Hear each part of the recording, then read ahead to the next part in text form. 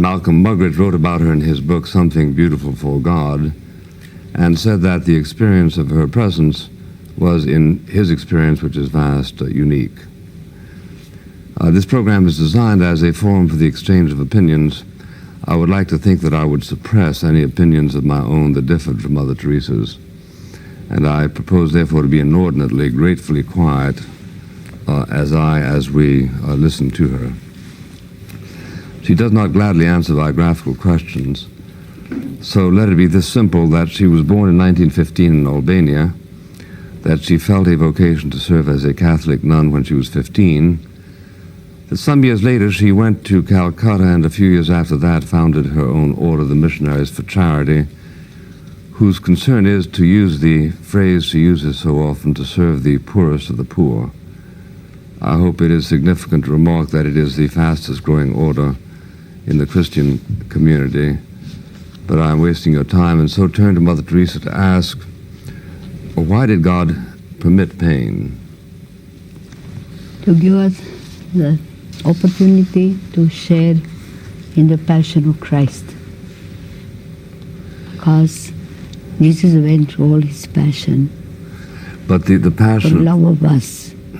And he also to repair for all the things that we have done or do and so on.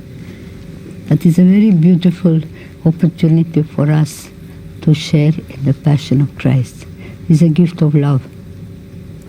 Like, for example, once I met a lady who was in terrible pain of cancer, and I told her that this is about the kiss of Jesus, a sign that you have come so close to Jesus on the cross that he can kiss you.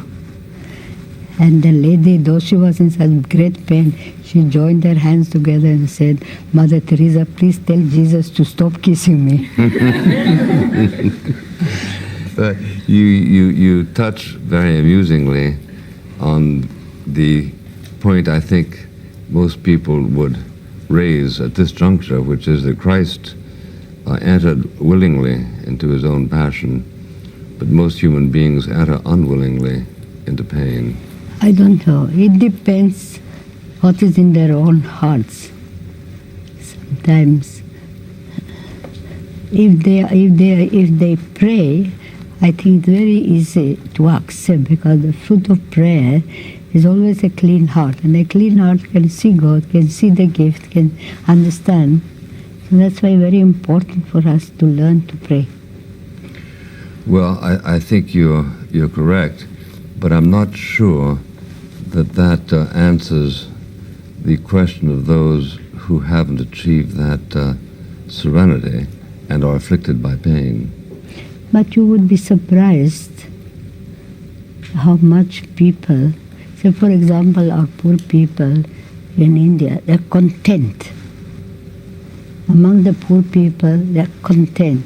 If you come to our house here in Washington, the home of peace, gift of peace, you would be surprised to see on the suffering faces a beautiful smile.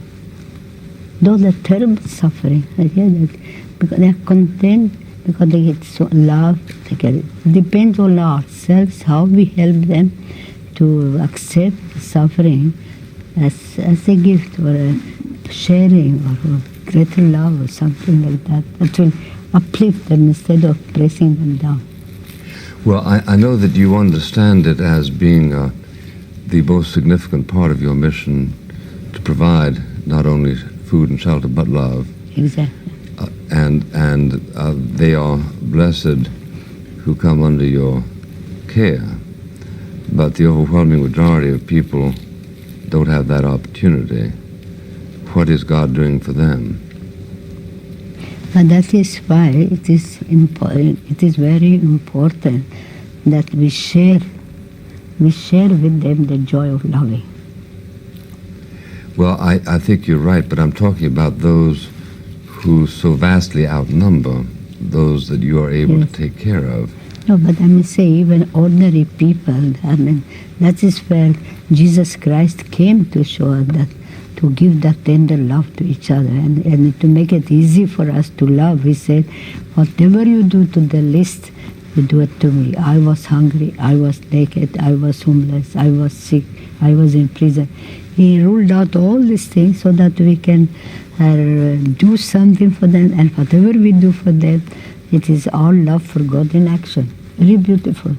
And it's very beautiful once we could touch that love like that with the people. I think it brings a new joy. And well, I happen to agree with you, but well, when Christ said that the poor we will always have with us, that's right. Was he making an economic point, or was he making a spiritual point, or both? We have both. He meant both. And I find the spiritual poverty much more difficult. You find the what? Spiritual poverty much more difficult. Much more difficult because material poverty, if I pick up a person hungry, I give him the food, I've removed the difficulty. Or if he's shivering with cold, I give him a blanket, I've removed the difficulty. But the lonely one, the one hurt, like I find in the 𝚘𝚝 in the better of countries, is something so difficult to make up for that love that they are hungry for. And that's why it's important through prayer and through love and to share the joy of loving with the suffering like that, and to remove us for the love of Christ, to bring Christ's love into their lives. Well, in your vision, is prayer efficacious, even with those poor with whom you don't come into contact? Yes, I think I pray for them. Well, and many people pray like that. Well, when Christ